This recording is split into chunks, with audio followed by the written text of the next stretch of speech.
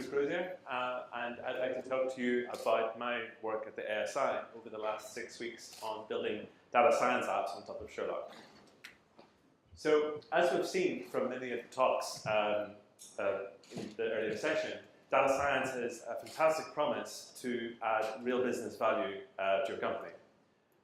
However, the outcome of many data science projects looks a bit like this. So this is a Jupyter notebook, like Mark was showing before, and while it's a fantastic tool for exploring and analyzing your data, it's not very accessible to a non-technical user. So what we'd like to be able to do is to take a model like this in a Jupyter notebook and turn that into an app which is user-friendly and allows a client to interact with the machine learning model in a way that requires the minimum of prior knowledge and delivers the maximum possible impact. So what are the components that we need to build an app like this? First of all, we need the machine learning model itself, of course, plus some facilities for data storage and scalable computation. We need the API. We need some user authentication layers so that we can keep your data safe. We need a web server, and finally, the user interface that allows you to interact with the model.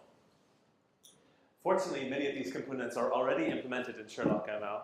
And so in this project, we had to implement these 3 remaining components in addition to some extra glue to get the existing components working with the data science application workflow.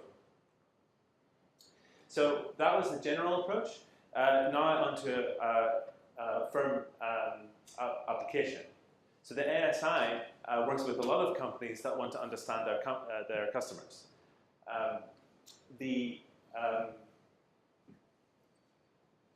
What these companies often don't have is a detailed demographic information about their customer base, but what they usually do have are their postcodes, because you know their addresses.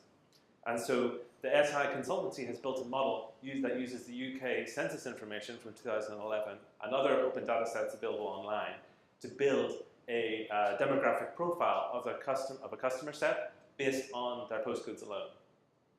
What they'd like to be able to do, however, is to expose this model in a way that a client can interact with directly and gain insights into their customers. So the workflow for this application looks something like this. First of all, you upload the postcodes to the application, which then automatically does some machine learning on your data behind the scenes. This generates a profile of your customers, a demographic profile. And as an outcome from this, this helps to inform your online marketing, but can also predict a set of postcodes where similar people live to your existing customer set that you can use in, for example, a direct mail marketing. So we implemented this app, and this is what it looks like. When you log in, you get a list of your existing any previous analyses that you've uploaded, and using this button here, you're able to upload a new file to be analyzed.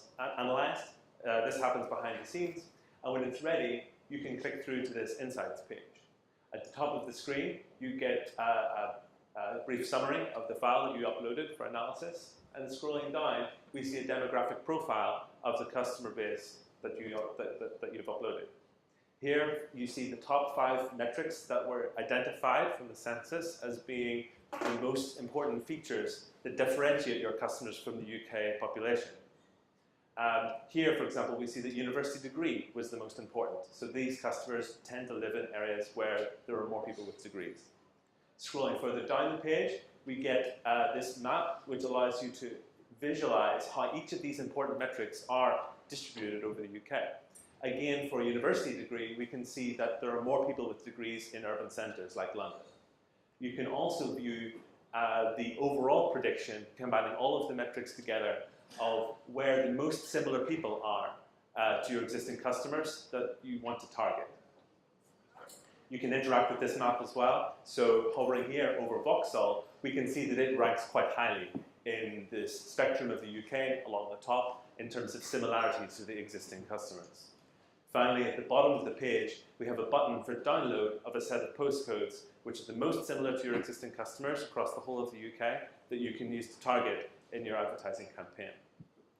So, in summary, over the past 6 weeks at the ASI, I've implemented this ASI Customer Intelligence app, which they're now showing to their clients.